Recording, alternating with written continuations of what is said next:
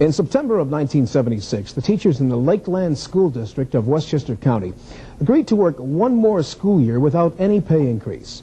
The school board told them it just did not have the money. Last year, the school board told them the same thing.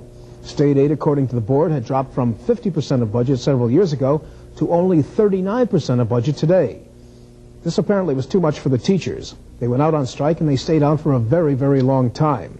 The education of the students in that district, no doubt, suffered an immeasurable setback.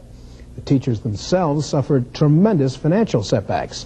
And it is that financial suffering and the attitude of the Lakeland Board which have become focal points for the current effort by public employees to change the Taylor Law, especially the effort to change the law's so-called 2-for-1 penalty. Well, I feel just as badly for them as I do for a person who drives down the road and speeds and gets a ticket and has to pay a fine. They knew the risks involved, and they're paying the penalty of that risk. That school board president, however, is not talking about a traffic violation. Trying to develop... We will do our job, and we know that you will do yours. That's the president of his teachers union talking about going to jail.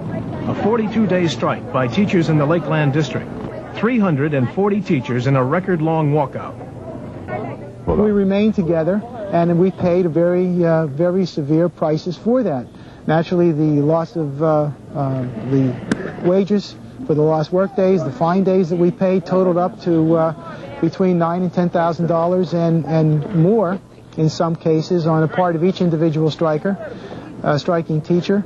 The problems that go along with that, just surviving financially throughout the strike and since the strike ended, has been very difficult. People have lost the cars, have had very difficult problems in paying their rents and their mortgage, getting food on the table. The teachers, of course, not only lost a day's pay for each day on strike, they also lost an additional 42 days' pay because of the 2-for-1 provision in the Taylor Law.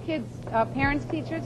It has been 4 months from the day the strike ended. The strike ended November the 9th. Tomorrow, March 9th, will be the first day that we receive a regular paycheck. 4 full months from the day the strike has ended.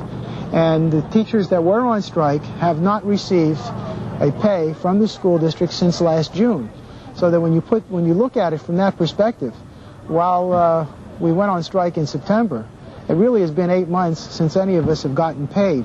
The amounts of money that we've gotten in our paychecks have varied between zero, and many of the checks are zero, to $40 or $50 if there was enough money in there to pay the taxes and Social Security. But it got pretty desperate at times. You must realize there must be a lot of human hurt that people are not even talking about. Can you imagine the pressures on wives? One fellow was expecting a baby in the middle of the strike, you know what I mean? And his wife had even the threat of cancer at the time. Can you imagine how nervous that fellow felt? Yeah. Even Chris O'Toole is a math teacher here. He has 7 children, 2 in college. He lost $10,000 because of the strike. Not only that, for example, I had 2 sons in college. The tuition was due. The college doesn't say you don't have to pay the tuition, okay? A priest friend helped me. I worked for him, and he paid me months ahead. He paid me ahead. That's how I was able to pay the tuition. That's the kind of stuff.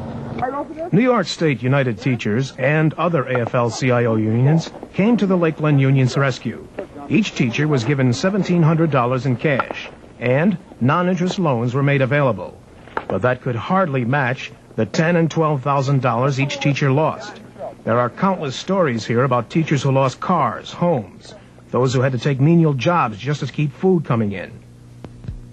Basically, when things started getting rough, after a couple of weeks of the strike, we were having trouble paying the bills. I wound up getting a job where my wife works. She found an opening for me down at McDonald's. What a lot of people don't know is that the teachers will also have to pay both federal and state income taxes on all that money they never received. Because, you see, the courts have ruled that the money lost is really a penalty under the law, and it's taxable just as if it had been received. There has to be some balance brought back into the Taylor Law. The Taylor Law, the intention of the Taylor Law was to create a collective bargaining atmosphere and bring the public employees and the public employers to the table so that they could work out a contract and live in peace. And that's what the legislature has before it right now. On the one hand, school boards looking for no change in the Taylor Law. On the other hand, teachers claiming the law is one-sided, that it penalizes only the teachers, with no penalty for school boards that refuse to bargain in good faith. What we have now is a completely unbalanced condition, and that's brought about by the penalty provisions of the law that really work against reaching a settlement. In fact, make it attractive for a public employer to sit by and put the public employee in a position where they must choose either to go out on strike and face the loss of 2 days' pay, or accept almost anything that the employee, whether it be a school board or the local government, is willing to pay. Well, there is a penalty for the board. The board, and any board of education, has a responsibility to see that the children in our district are educated. If our teachers go on strike, then we are not able to fully meet our responsibilities. And in order to get back to do that, to keep our schools open, it creates tremendous pressure and problems on the school district in attempts to keep our schools open. The teachers view this year, an election year for both the governor and the legislature, as the right time to get the Taylor law changed in their favor. The state school board seemed just as determined to block that effort. It's not like industry where you can take a plant that's being struck and close the plant and move it to another location. You can't move a school. The kids live here, the people live here, and the school has to stay here. Before the strike, the Lakeland board was offering its teachers 7.8% over a 2-year period. When the strike finally ended in early December, the teachers settled for 4% this year and 4% next year, and 5% for the third year. But the teachers had already lost some $2.8 million in wages, money that can be now used by the board to pay that final wage settlement. And several union members have been jailed for several days during the strike.